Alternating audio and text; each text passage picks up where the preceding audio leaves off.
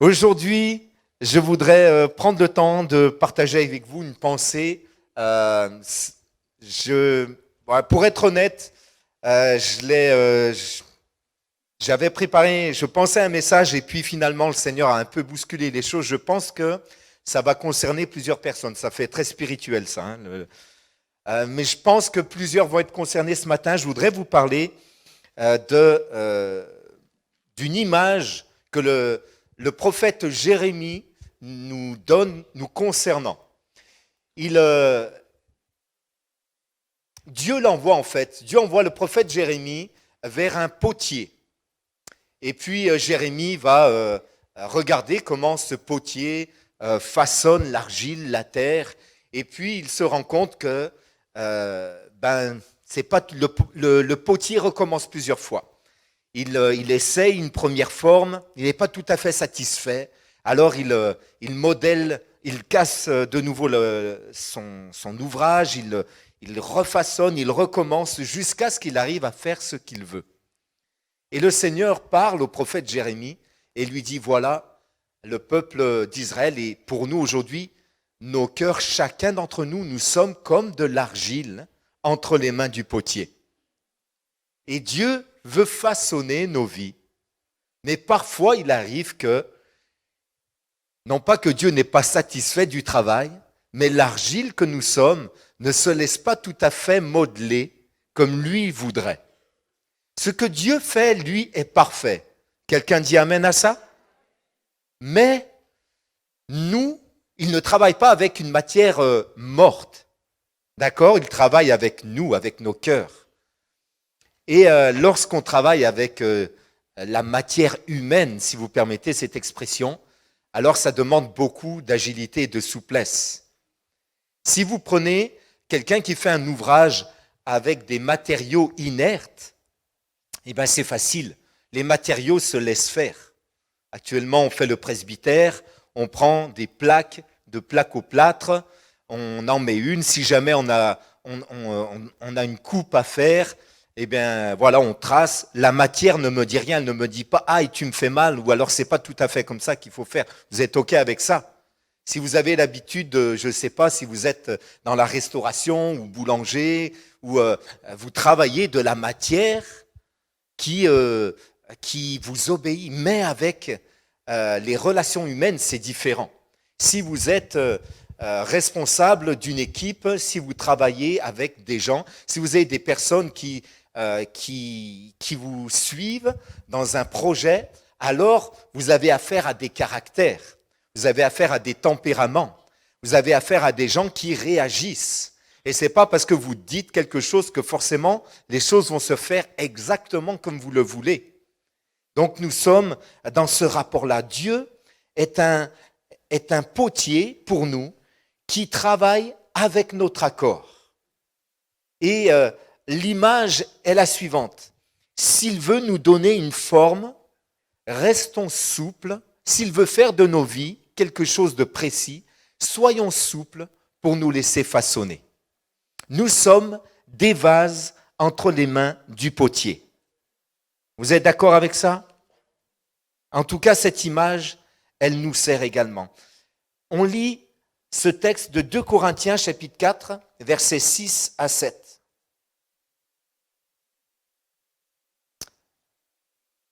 L'apôtre Paul reprend cette image et il nous dit ceci.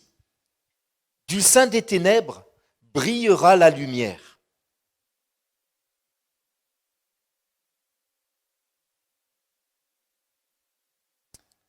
Cette lumière a brillé donc dans nos cœurs pour que resplendisse la connaissance de la gloire de Dieu sur le visage du Christ. Mais nous portons ce trésor, cette connaissance, cette lumière qui doit resplendir, nous portons ce trésor dans des vases de terre pour que cette puissance supérieure soit celle de Dieu et non la nôtre. Voilà ce qu'est en train de nous dire l'apôtre Paul. Il est en train de dire, vous êtes, chacun d'entre vous, vous qui êtes croyants, vous êtes comme un vase. Et dans ce vase, Dieu a déposé quelque chose de précieux. vous transportez la lumière de Christ. Vous pouvez faire connaître le Christ qui habite en vous.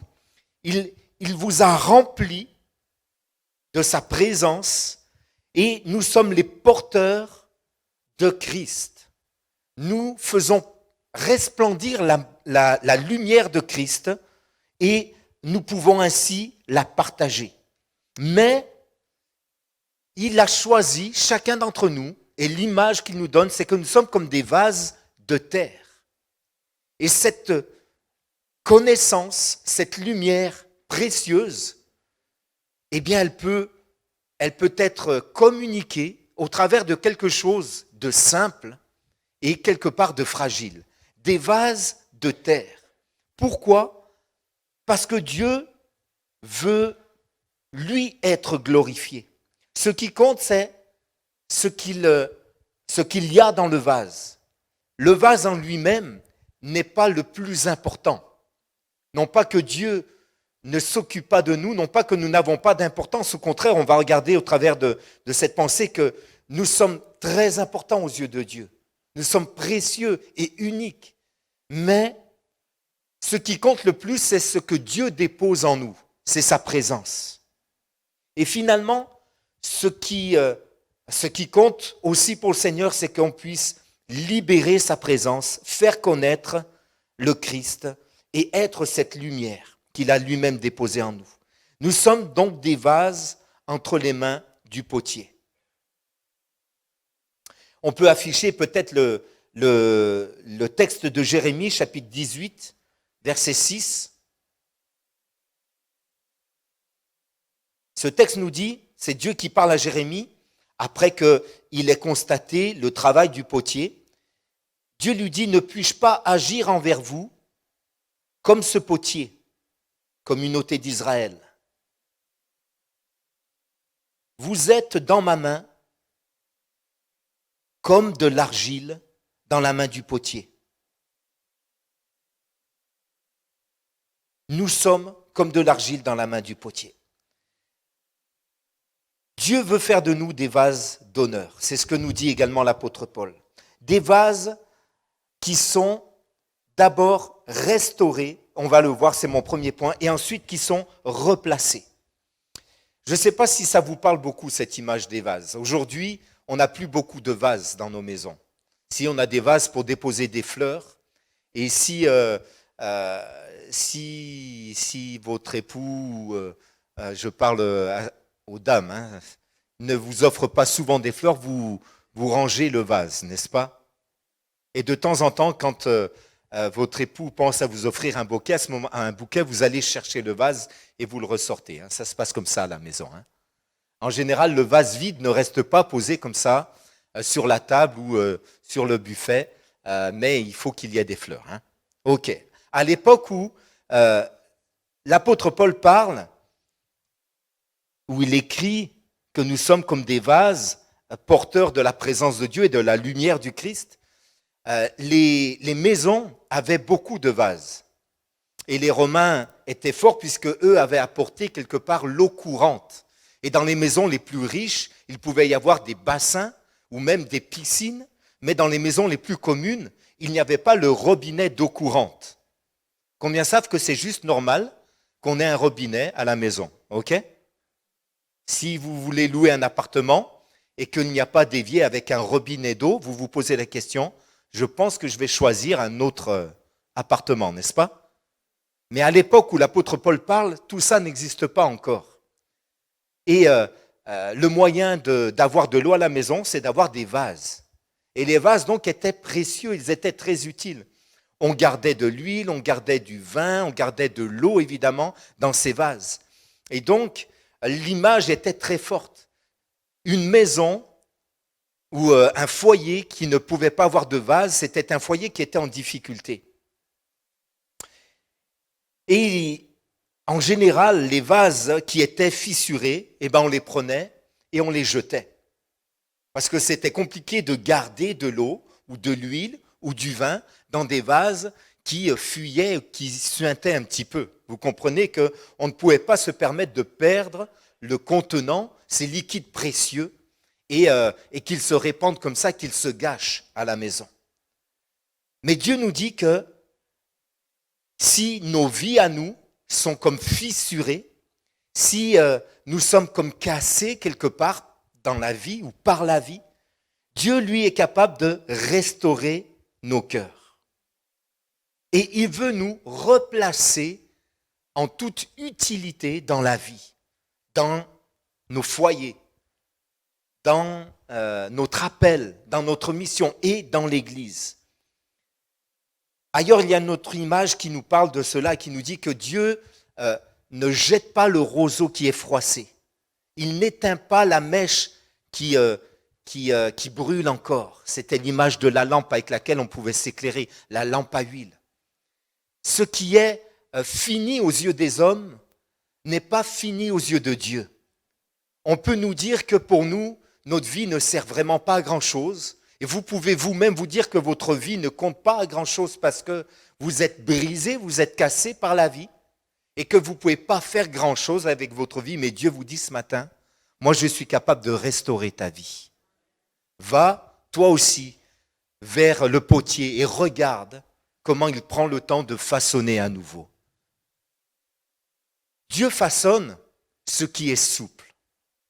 Et si nous restons souples entre ses mains, il va façonner notre vie. Parfois, c'est la vie, j'ai parlé de cette restauration qui est nécessaire, des coups de la vie, des difficultés, des blessures qui sont comme des failles dans nos cœurs. Et Dieu dit, je suis capable de refaire quelque chose avec toi. Ce n'est pas terminé. Alors il veut nous restaurer et il veut nous façonner à nouveau.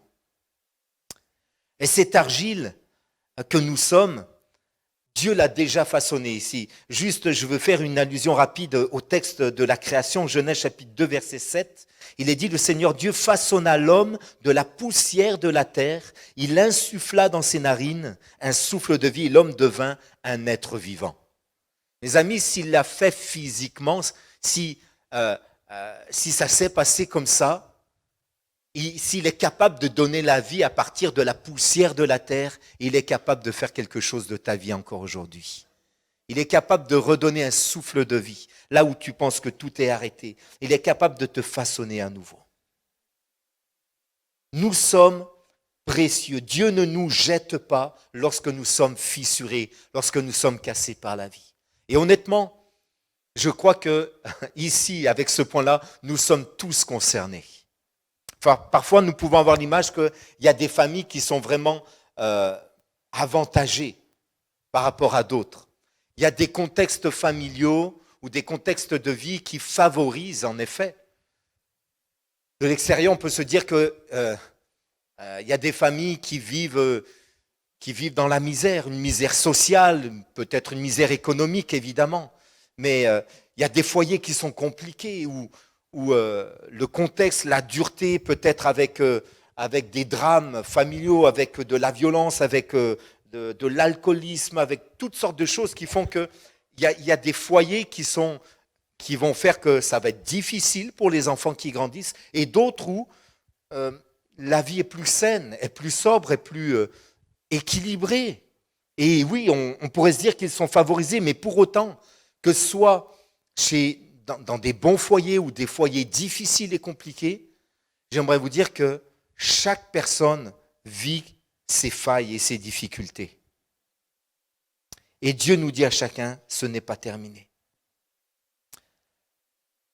Il y a une image de ce vase, je ne sais pas si vous connaissez, ce vase qui est au British Museum actuellement, il va s'afficher, je pense. Le vase en émaux au British Museum. L'histoire de ce vase est particulière. Il a été fabriqué, on pense, dans les années moins 30 à moins 20. Donc un vase qui a plus de 2000 ans.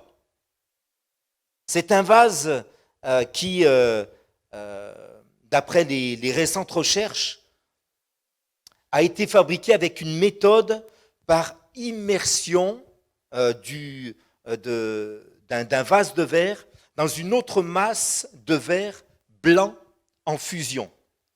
Et ensuite, un sculpteur venait, imaginez le verre là qui est teinté en noir, et ensuite, on plonge ce vase dans un verre en fusion blanc.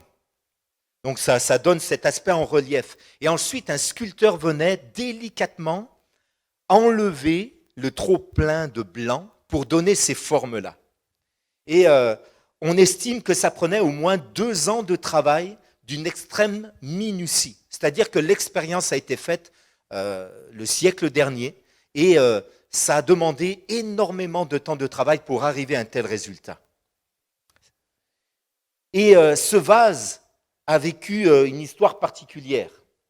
Je passe les différents propriétaires et finalement donc c'est le British Museum qui en a fait l'acquisition en 1945. Mais le 7 février 1845, un siècle avant que le British Museum le possède, il y a eu un vandalisme. Quelqu'un a projeté sur ce vase une sculpture qui se trouvait à côté. Ce vase a été brisé en plusieurs morceaux. Il a été immédiatement reconstitué, mais il restait 37 petits éclats qui ont été comptés, qui n'ont pas pu être reconstitués. Et les années ont passé, et en 1787, après la 3e reconstitution, ils ont réussi, avec les techniques modernes, à recoller les 37 petits morceaux qui manquaient pour refaçonner le vase comme il était à l'origine. On considère que maintenant ce vase se retrouve donc dans l'état originel. Et les pièces donc, qui ont été rajoutées, qui ont été recollées, l'ont été avec une matière moderne, un époxy, qui a été coloré, et de manière à ce qu'il y ait encore comme des traces visibles lorsqu'on se rapproche de très près de ce vase. On constate que ça a été recollé, ça a été refaçonné. Mais de loin, comme ça, tout est impeccable. Et finalement, ce qui est intéressant avec ce vase précieux, c'est que son utilité est toujours bonne. On pourrait s'en servir. Il garde le contenant, il peut garder le liquide. Il n'y a pas de fuite, il n'y a plus de fêlure. Il est utile encore aujourd'hui. Et pour autant, quand on s'approche de près, on remarque que ça a été reconstitué, mais remarquablement bien. Et ce vase, c'est notre histoire à chacun d'entre nous. C'est ce que Dieu veut faire avec nous. Les failles et les blessures qui sont dans notre cœur ne vont pas disparaître. Dieu ne va pas faire disparaître de notre histoire les failles et les blessures que nous avons eues, les douleurs, les souffrances. Mais il va recoller les morceaux. Il va faire en sorte que nous puissions contenir encore sa présence pour la répandre encore autour de nous. Et Dieu, si les hommes ont été capables de faire ce travail-là, Dieu est capable, lui seul, de le faire avec nos cœurs, avec nos émotions, avec nos failles et nos fêlures. Quelqu'un dit amen à ça. Alors, l'encouragement pour ce matin, c'est soyons souples.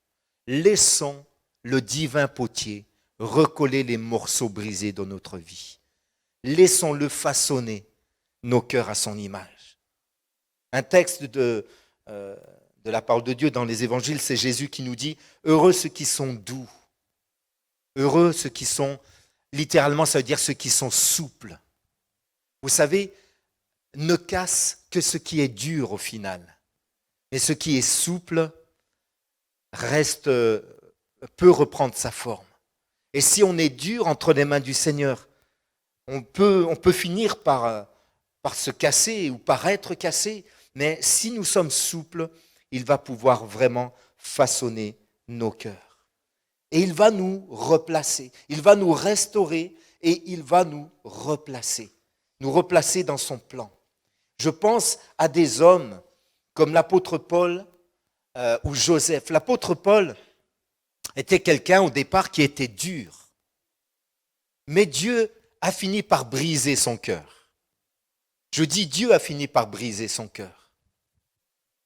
Il était zélé pour la loi de Moïse. Et il était capable, au nom de Dieu, d'être aujourd'hui, ce serait un intégriste. Ce serait quelqu'un de dangereux. Mais lorsqu'il a rencontré le Christ, Il allait de Jérusalem sur le chemin de Damas et il a vu cette lumière. Il est devenu pendant quelque temps aveugle, il est resté dans ces ténèbres. Mais là, pendant ce temps-là, Dieu a brisé son cœur, a changé sa mentalité.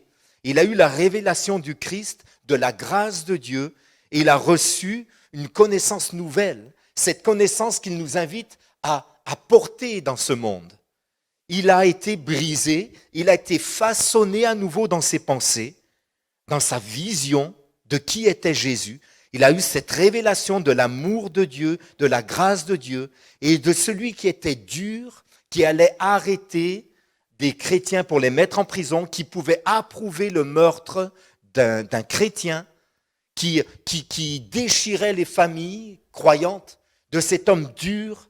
Il en a fait des gens il en a fait l'apôtre qui bâtissait la vie des croyants. Et le Seigneur a complètement transformé sa vie. Il a été replacé dans le royaume de Dieu, dans l'Église, dans son appel, dans ce que Dieu voulait qu'il soit. Il a été complètement restauré et replacé. Aujourd'hui, on bénéficie de ces écrits qui sont encore une source d'encouragement et d'enseignement extraordinaire. Et cet homme qui a eu cette révélation, a impacté l'histoire de l'Église et continue de le faire. Joseph également a été un homme qui a été brisé par la vie. Cet homme qui a pourtant reçu un appel fort de la part de Dieu, il a eu cette révélation, a connu le rejet, a connu l'abandon, a connu l'injustice. Il a fini en prison, il a fini complètement isolé, coupé de sa famille. Il a connu tellement de grandes souffrances. S'il y a un homme qui a porté des failles dans son cœur, c'est Joseph. Il aurait pu s'enfermer dans l'amertume. Il aurait pu complètement passer à côté de sa destinée. Et il aurait eu des tas de raisons pour se rebeller, pour être amer. Mais il a choisi de se laisser restaurer et de se laisser façonner par Dieu. Et il a fini par être replacé dans son appel. S'il avait été dur, s'il avait laissé la souffrance, l'amertume, la colère ou la haine remplir son cœur, il n'aurait pas pu porter la lumière, la connaissance du Seigneur qu'il avait. Il n'aurait pas pu être utile entre les mains de Dieu comme il l'a été pour, au final, sauver le peuple d'Israël de la famine. Mais il a été souple et il s'est laissé replacer, restaurer et replacer dans son appel. Mon ami, si ces hommes qu'on regarde comme des modèles, si peut-être quelqu'un se dit c'est tellement loin de ce que je suis, de ce que je vis, j'aimerais te dire que s'ils étaient là avec nous, s'ils étaient avec toi, ils te diraient, tu sais, je n'étais pas meilleur que toi. Et si Dieu l'a fait pour moi, il peut le faire pour toi aussi. C'est sûr et certain. La Bible nous dit que ce sont des hommes qui étaient de la même nature que nous. Et Dieu l'a fait pour eux. Ça doit nous encourager aujourd'hui. Des vases entre les mains du potier, des vases qui sont restaurés, qui sont replacés dans le rappel. Au final, des vases, mon deuxième point, c'est des vases qui sont remplis. Et donc, vous l'avez compris, qui répandent l'odeur de Christ. Si Dieu veut réparer nos cœurs, c'est parce qu'il veut vraiment nous remplir de sa présence. Amen. Il veut nous bénir. Remplis pour répandre l'odeur. De quelle odeur s'agit-il? Pour moi, il y a un parfum d'adoration que Dieu mérite avant toute chose. Avant qu'on puisse le servir, notre premier appel, c'est de l'adorer lui.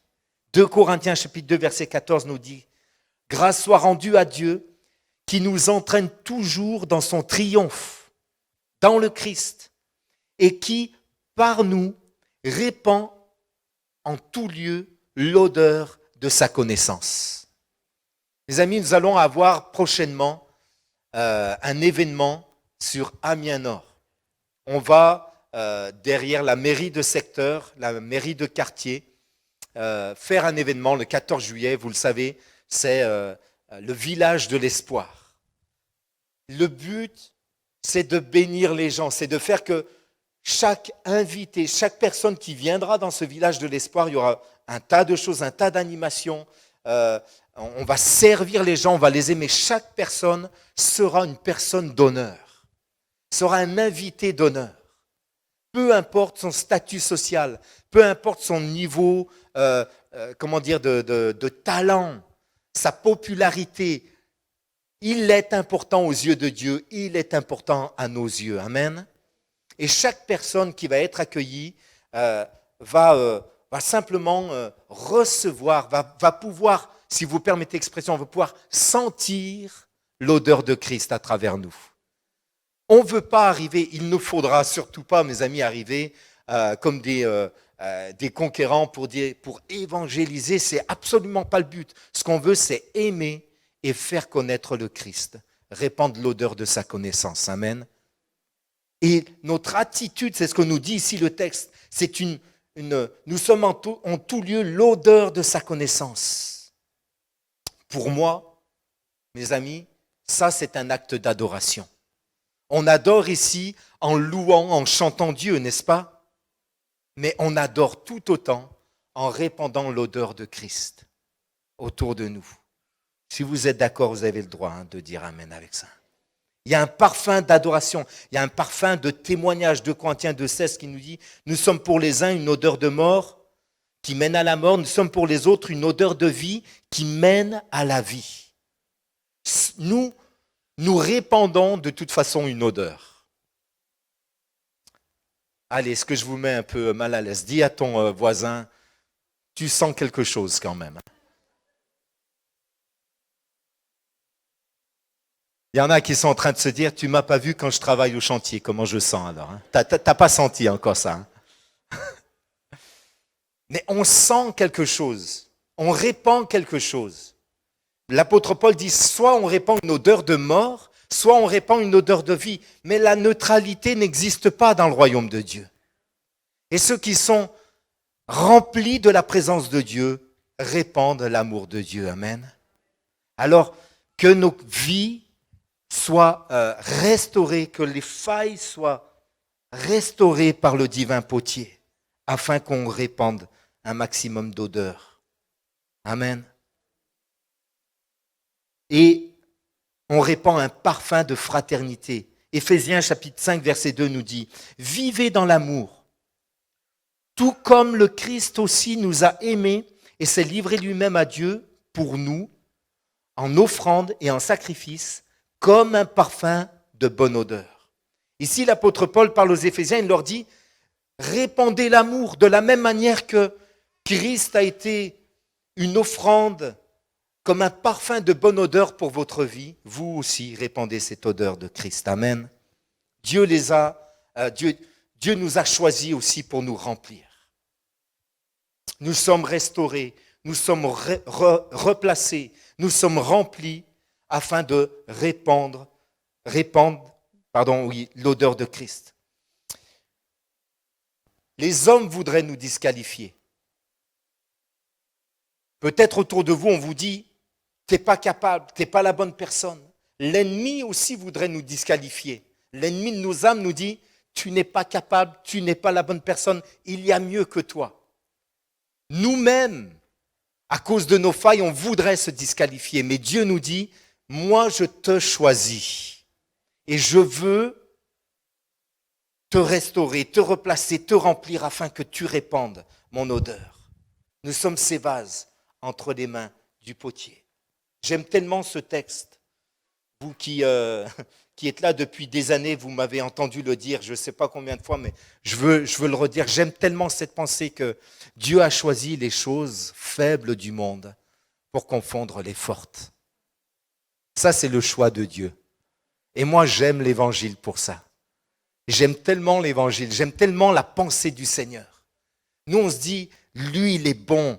Elle, quel talent, quelle capacité extraordinaire. Ils sont capables, allez-y. Mais Dieu dit, tu te disqualifies toi-même, tu penses que tu n'es pas capable, mais moi j'ai choisi de me glorifier parce que les hommes décrivent et définissent comme faibles. Ils se glorifient dans nos faiblesses. Il ne se glorifie pas dans nos péchés. Il se glorifie dans la faiblesse. Ce que les hommes méprisent, Dieu veut l'honorer. Ce que les hommes disent, c'est inutile, c'est vil, Dieu dit, je veux me glorifier à travers ça. Ça, c'est la pensée de Dieu. Ta vie compte. Tu es précieux. Et je le disais au début, ce qui compte le plus, c'est pas ta vie, c'est que tu répandes l'odeur de Christ. Que ta vie soit remplie de la présence de Dieu. Oui, mais Dieu a choisi de le faire au travers de ta vie. Nous sommes ces vases, fragiles, mais restaurés, replacés, remplis. Amen. Je voudrais qu'on prie ensemble pendant que l'équipe s'approche. Nous sommes finalement des vases uniques et utiles entre les mains de Dieu. Si Dieu t'a choisi, s'il t'appelle, je pense que personne d'autre ne pourra répandre l'odeur de Christ à ta place. Est-ce qu'on peut juste réaliser ça ce matin? Est-ce que ce matin, peut-être, quelqu'un va dire, j'arrête de me diminuer, j'arrête de me dévaloriser, j'arrête de croire que Dieu va utiliser d'autres personnes meilleures, capables. Et il n'a pas besoin de moi. Quelqu'un va dire, j'arrête de penser comme ça.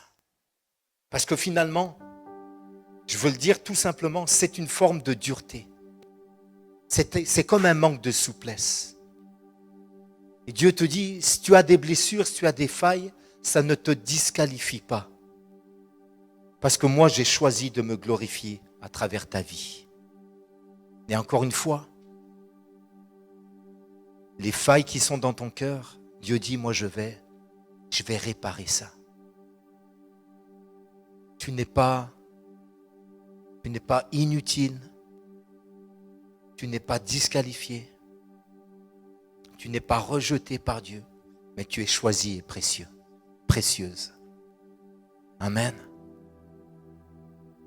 Avant de vouloir répandre l'amour, avant de pouvoir être cette bonne odeur, il faut accepter d'être restauré par le Seigneur. Et Dieu veut le faire ce matin avec toi. Amen, il veut le faire. Quelqu'un peut-être a juste besoin de faire un premier pas aujourd'hui et de dire, Seigneur, je comprends que ce qui a brisé ma vie, c'est le péché. C'est plus fort que moi. J'arrive pas à lutter, j'arrive pas à changer. J'arrive pas à le maîtriser. L'apôtre Paul dit, ça triomphe de nous. Le péché triomphe de l'homme. Et si tu essayes par toi-même, tu n'y arriveras pas. Mais la solution, la bonne nouvelle, c'est que Jésus-Christ est capable de te pardonner. Il est capable aussi de changer ta vie. Il veut te donner sa grâce pour que tu arrives à maîtriser cette puissance de péché qui sans cesse crée de nouvelles failles en toi. Il va te dire, je vais changer ton cœur, je vais colmater les brèches de ta vie et je vais faire de toi un vase utile dans mon royaume. Quelqu'un a besoin de faire ce premier pas ce matin, et puis d'autres personnes, peut-être croyant depuis de longues années, tu passes à côté, tu repousses toujours, tu dis c'est pour d'autres et tu sens clairement que ce matin, Dieu te dit c'est pour toi. Je veux restaurer ta vie encore une fois. Et la souplesse, ça serait de dire Seigneur, oui, prends ma vie ce matin. Je veux me laisser façonner. On va chanter ensemble, on va écouter ce chant. Est-ce qu'on peut se lever? Est-ce qu'on peut juste louer Dieu? Et au travers de ce chant, on va confesser qui est Dieu pour nous, ce qu'il veut faire avec nous.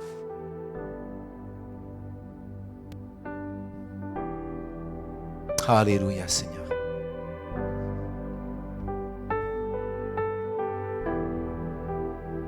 J'étais brisée. J'étais brisé, vide et sans espoir. Ta grâce m'a trouvé, m'a restauré. Je n'ai rien à moi, mais tel que je suis, tu me libères, tu me libères. Grâce infinie de notre Dieu qui un jour m'a sauvé.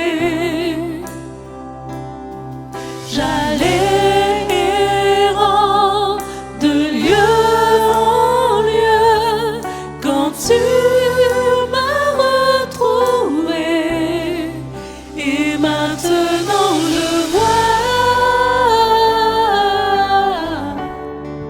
je vois l'amour, la grâce dans tes yeux, donnant ta vie pour moi,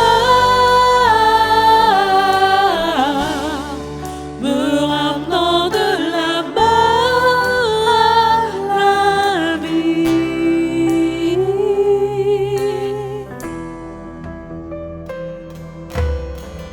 Alléluia.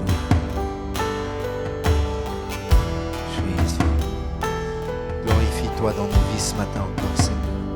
Tu prends nos échecs, Alléluia, tu prends Jésus. nos faiblesses, tu places ton trésor dans des vases d'argile. Oh, prends mon cœur, Père, je veux te servir pour que tout soit ta vie en moi. Grâce infinie de notre Dieu qui un jour m'a sauvé. Oh, j'allais errant de lieu en lieu quand tu m'as retrouvé. Et maintenant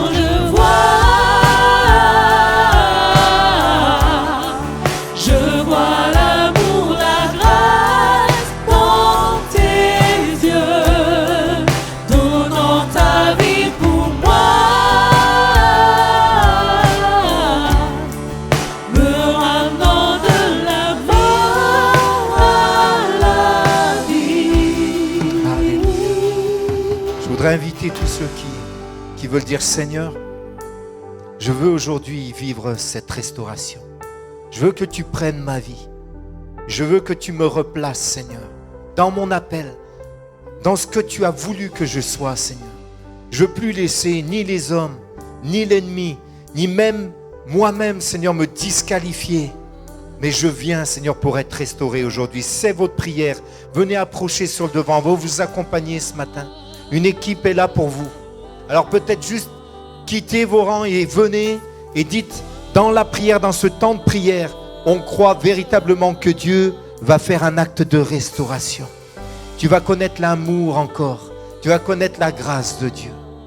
Alors venez quitter ceux qui disent Seigneur, c'est pour moi. Je veux vivre ces choses. Approchez-vous maintenant. Dans le nom de Jésus. Nous croyons que Dieu est capable de le faire en cet instant même. Alléluia. N'hésitez pas, les personnes désignées pour la prière, approchez-vous également. Et on va voir aujourd'hui la grâce de Dieu se manifester. On va voir des brèches, ce que la vie, les souffrances de la vie, ce que vous avez vécu. Dieu est capable de le restaurer. Il va colmater ces brèches. L'équipe de prière peut s'avancer, s'il vous plaît. Alléluia. Commencez à prier, vous qui êtes là. Et dites, Seigneur, prends ma vie. Je ne veux plus laisser personne me disqualifier. Je ne veux plus laisser l'ennemi de mon âme me disqualifier. Seigneur, tu m'aimes. Je suis précieux, je suis précieuse. J'ai de la valeur à tes yeux, Seigneur. Je suis faible, je suis comme un vase d'argile. Mais tu vas me restaurer. Tu me restaures en ce moment, Seigneur. Amen. Des gens prient pour vous, prient avec vous maintenant.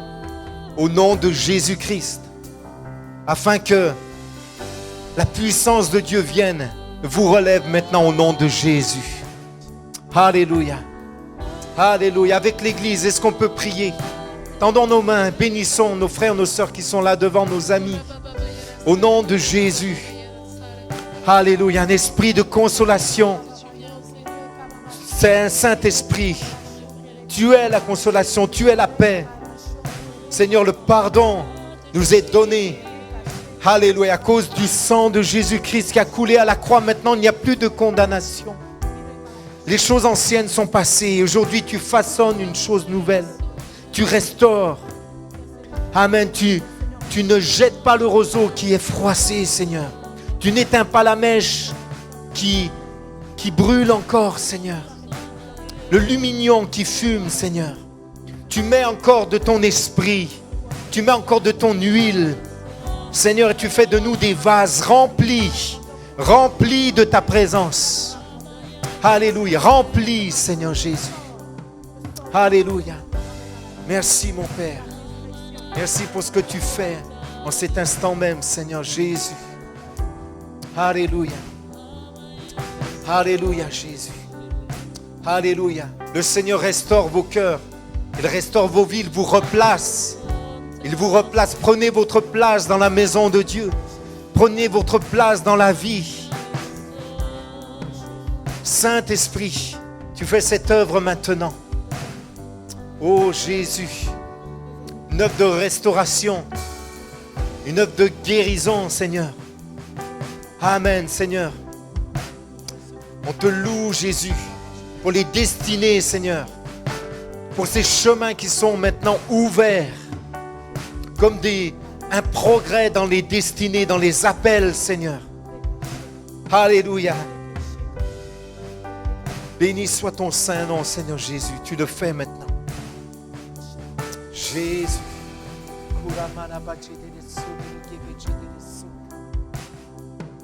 Béni soit ton nom, Seigneur.